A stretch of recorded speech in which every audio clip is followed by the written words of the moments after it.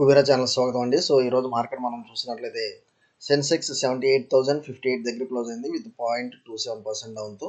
Nifty వచ్చేసి 0.39% డౌన్తో 23,600 దగ్గర close అవడం చూస్తున్నాము. సో మన లెవెల్స్ ఏమాత్రం వర్కౌట్ అయింది ఏందనేది ఒకసారి మనం చూద్దాము. మనం ముందుగా చూసినట్లయితే మనం వచ్చేసి ఈరోజు ఒక ఇన్సైడ్ క్యాండిల్ స్ట్రాటజీ నిఫ్టీ అనేది అనుకున్నాము. So Nifty inside candle strategy once ఇది బ్రేక్ అయితే మనకు చూడండి. సో నియర్ అబౌట్ మనం జస్ట్ ఒక 40 పాయింట్స్ స్టాప్ లాస్ తీసుకుని ఉంటే మాత్రం మనకు వచ్చేసి నియర్ అబౌట్ మనకి 561. సో 680 నుంచి 561, 680 నుంచి 561 అంటే మనకి దగ్గర దగ్గర 130 పాయింట్స్. సో 40 పాయింట్స్ అంటే దగ్గర దగ్గర 1:3 మనకి రావడం జరిగింది. డౌన్ సైడ్ మనకి బ్రేక్ అయింది. దానికి గల కారణాలు కూడా మార్కెట్ ఫాలో అవుతుందా లేదా అనేది నిన్న మనం డిస్కస్ చేసాము. సో ఒకసారి మన వీడియోని మీరైతే గమనించండి. సో రేపు వచ్చేసి నాకు లెవెల్స్ వచ్చేసి ఇది వచ్చేసి మనకి ఈఎంఐ చార్ట్ అప్ సైడ్ అనేది బ్రేక్ అవడం చూస్తున్నాం. ఈఎంఐ చార్ట్ అప్ సైడ్ అనేది బ్రేక్ అవడం చూస్తున్నాము.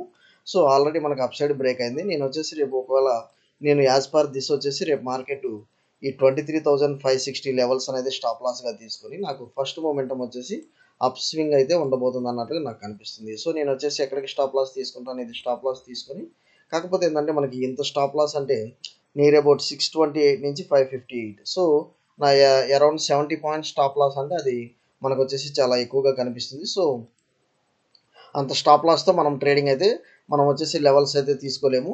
ఎందుకంటే మనకి స్మాల్ స్టాప్ లాస్, తక్కువ స్టాప్ లాస్తో మనకి ఎక్కడ స్ట్రాటజీ వర్కౌట్ అవుతుంది అనేది ఒకసారి చూద్దాం. ఈవెన్ 5 మినిట్స్ క్యాండిల్ కూడా మనకు అంత క్లారిటీ రావట్లేదు. అందువల్ల ఏంటంటే ఒకసారి ఈవెన్ డే క్యాండిల్ కూడా చూద్దాం. ఓకే, సో డే క్యాండిల్ చూసినట్లయితే మనకి ఇక్కడ డౌన్ సైడ్ రెండు రెడ్ క్యాండిల్స్ ఫామ్ అయినాయి. సో అందువల్ల ఏంటంటే మనము తర్వాత ఆల్రెడీ మనం ఇక్కడ ఏదైతే మనం సపోర్ట్ తీసుకున్నామో ఇది కనుక మనకి డౌన్ సైడ్ బ్రేక్ అయితే మాత్రం నాకు రేపు levels 23,322. So down side break అయితే 23,322. అదే నాకు అప్ సైడ్ బ్రేక్ అయితే మాత్రం నాకు 24,219. ఎందుకంటే రేపు monetary policy RBI monetary policy meeting ఉంది. అందువల్ల ఏంటంటే మీకైతే హెవీ మూమెంటం అయితే ఉండొచ్చు. ఎందుకంటే బడ్జెట్ డే నాడు కూడా మూమెంటం లేదు కాబట్టి కొంత హెవీ మూమెంటం అయితే ఉండొచ్చు.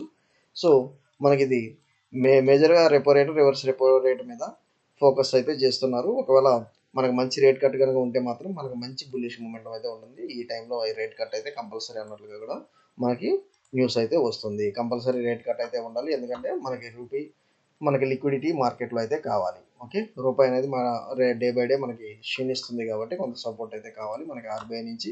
సో వాళ్ళు ఏ సపోర్ట్ తీసుకుంటారనేది చూద్దాం. మనం బ్యాంక్ నిఫ్టీ మనం రెక్టాంగులర్ ప్యాటర్న్ అనుకున్నాం కానీ సో ఓవరాల్గా మనకు వచ్చేసి డౌన్ సైడ్, కాకపోతే మనకి ఇది ఒక కన్సల్టేషన్ ఫేజ్ అనే చెప్పొచ్చు. సో ఈరోజు కూడా ఒక కన్సల్టేషన్ ఫేజ్ అనే చెప్పొచ్చు. మేజర్గా మనం చూసినట్లయితే సిక్స్త్ అండి. సో మేజర్గా మనం చూసినట్లయితే ఈ లెవెల్స్ ఒక రెక్టాంగులర్ ప్యాటర్న్ అనుకుంటే మనకి అప్ సైడ్ బ్రేక్ అయింది. సో లెవెల్స్ ఎంత వరకు ఉండొచ్చు అనేది ఒకసారి మనం డే క్యాండిల్ ఒకసారి చూద్దామండి. రేపు లెవెల్స్ ఎక్కడ దాకా ఉండొచ్చు అనేది మోస్ట్లీ నాకు వచ్చేసి రేపు కనుక ఒకవేళ అప్ స్వింగ్ కనుక మార్కెట్లో రివర్స్ రెపో రేటు ఇదంతా మనకు వచ్చేసి కొంత పాజిటివ్ సెంటిమెంట్ క్యారీ అయితే మాత్రం మీరు డైరెక్ట్గా వచ్చేసి నాకు 51,500 లెవెల్స్ అంటే నియర్ అబౌట్ మనకి 1000 పాయింట్స్ అనేది మనకి అప్ సైడ్ కానీ లేదా మనకు వచ్చేసి డౌన్ సైడ్ వచ్చేసి ఒక 500 points. So down side 500 points, up side వచ్చేసి 1000 పాయింట్స్ కనిపిస్తుంది. నేను వచ్చేసి లెవెల్స్ అయితే తీసుకుంటున్నాను. ఈ లెవెల్స్ అయితే నాకు రేపు కనబడబోతున్నాయి. అప్ సైడ్ వచ్చేసి 51,250 up side. So down side వచ్చేసి నేను ఈ క్యాండిల్ తీసుకుంటున్నాను. నియర్ అబౌట్ 49,000 దాకా నాకు కనిపిస్తుంది అప్ సైడ్ కానీ డౌన్ సైడ్ కానీ. ఎందుకంటే రేపు మార్కెట్ అంతే విధంగా వాలటిలిటీ అయితే ఉండింది, హెవీ వాలటిలిటీ ఉండింది because of RBI meeting. So రేపు న్యూస్ బేస్డ్ ఎక్కువ ఉంటుంది కాబట్టి మనము హెడ్జింగ్ స్ట్రాటజీ మీరు తీసుకుంటే మంచిగా వర్కౌట్ అవ్వచ్చు. రేపు ఎలా ఆఫ్టర్ మనకి ఆర్బీఐ మీటింగ్ తర్వాత మనం ట్రేడింగ్ ఎలా చేయాలనేది మన వాట్సాప్ గ్రూప్ ద్వారా పింగ్ చేస్తాం. ఓకే, నెక్స్ట్ వచ్చేసి ఐటీసీ వచ్చేసి కన్సాలిడేటెడ్ ప్రాఫిట్ అనేది 7% తగ్గింది అన్నట్లు చూస్తున్నాము. రెవెన్యూ అయితే రైజెస్ అన్నట్లుగా మనకి ఇక్కడ కనిపిస్తుంది. ఓకే, సో మేజర్గా మనం చూసినట్లయితే ఐటీసీ స్టాక్ వచ్చేసి the board has also recommended dividend వచ్చేసి మనకి 6.5 రూపీస్, మనకు వచ్చేసి 6.5 పైసా పర్ షేర్ అన్నట్లుగా మనం ఇక్కడ చూస్తున్నాము. సో రేపు దీని మూమెంటం ఎలా ఉండొచ్చు, కాకపోతే ఇది ఏంటంటే ఏదైతే పర్ఫార్మెన్స్ ఉందో, ఓకే, సో ఏదైతే పర్ఫార్మెన్స్ ఉందో ఇది వచ్చేసి మనకి ఎస్టిమేట్స్ కంటే మంచిగానే పర్ఫామ్ చేస్తుంది అన్నట్లు మనకైతే న్యూస్ అయితే స్పెక్యులేట్ అవుతుంది. అది ఒకసారి మనము మన చార్ట్స్ ద్వారా చూద్దాము. భారతీయ హెక్సా వచ్చేసి ప్రాఫిట్ ఆఫ్టర్ ట్యాక్స్ ఇది కూడా మంచిగానే ఇచ్చిందండి. 23% ఇయర్ ఆన్ ఇయర్. మన ఈవెన్ రెవెన్యూస్లో కూడా మంచి ఇంప్రూవ్మెంట్ ఉంది. భారతీ ఎయిర్టెల్ అండి వన్ ఆఫ్ ది. సో మనకు వచ్చేసి నిఫ్టీ 50 లార్జెస్ట్ మనకు వచ్చేసి large cap stocks heavy weight. Okay, ఇది వచ్చేసి మనకి ప్రాఫిట్ ఆఫ్టర్ ట్యాక్స్ వచ్చేసి 121% పెరిగినట్లు చూస్తున్నాము. సో ఏఆర్పిలో కూడా మంచి ఇంప్రూవ్మెంట్ ఉంది అన్నట్లు మనకి ఇక్కడ చూస్తున్నాము. ఈవెన్ నాట్ ఓన్లీ దట్ అండి, రెవెన్యూస్ కానివ్వండి, మనకి ఈబిట్ కానివ్వండి మంచిగా పెరిగినాయి. ఓకే, రెవెన్యూ 19%, ఈబిట్ వచ్చేసి 24% అన్నట్లు మనం చూస్తున్నాము. సో ఇంకోటి ఏంటంటే మనం ఎస్బీఐ వచ్చేసి Q3 రిజల్ట్స్ స్టాండర్లోన్ వచ్చేసి మనకి 84% అన్నట్లుగా చూస్తున్నాము, బీట్స్ ఎస్టిమేట్స్ అన్నట్లుగా. సో రేపు వచ్చేసి దీని మూమెంటం ఎలా ఉండొచ్చు అన్నట్లుగా కూడా మనం ఒకసారి చూద్దాము. సో ఏ లెవెల్స్ ఉండొచ్చు అన్నట్లుగా చూద్దాము. ట్రెంట్ వచ్చేసి ఈవెన్ దో మనకు వచ్చేసి ఇయర్ ఆన్ ఇయర్ 33% మనకి ఇక్కడ కనిపిస్తున్నా, దీనిలో వచ్చేసి కొంత నెగిటివ్ అయితే మన నెగిటివ్ సెంటిమెంట్ అయితే క్యారీ అయినట్లుగా మనం ఈరోజు చూసాము. కాకపోతే ఏంటంటే సో ఇది వచ్చేసి మనకి న్యూస్ వచ్చేసి పోస్ట్ మార్కెట్ అవర్స్ వచ్చింది. ఈవెన్ మనకి ఎస్బీఐ కూడా న్యూస్ వచ్చేసి మనకి పోస్ట్ మార్కెట్ అవర్స్ అన్నట్లుగానే మనకు కనిపిస్తుంది. ఓకే, సో పోస్ట్ మార్కెట్ అన్నట్లుగానే మనకు కనిపిస్తుంది. అండ్ రిలయన్స్ పవర్ ఒకసారి చూద్దాం. ఓకే, రిలయన్స్ పవర్ షేర్స్ వచ్చేసి మనకి 9% ఆఫ్టర్ 9% రిలయన్స్ పవర్ పెరిగింది.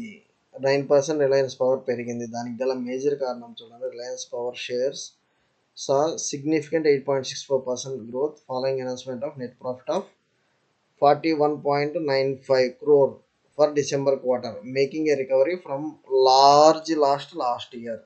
So large loss last year, so చాలా big loss last year previous year ఉంది. ఈ ఇయర్ అయితే అది కాస్త టర్న్ టు ప్రాఫిట్స్ అన్నట్లు చూస్తున్నాము.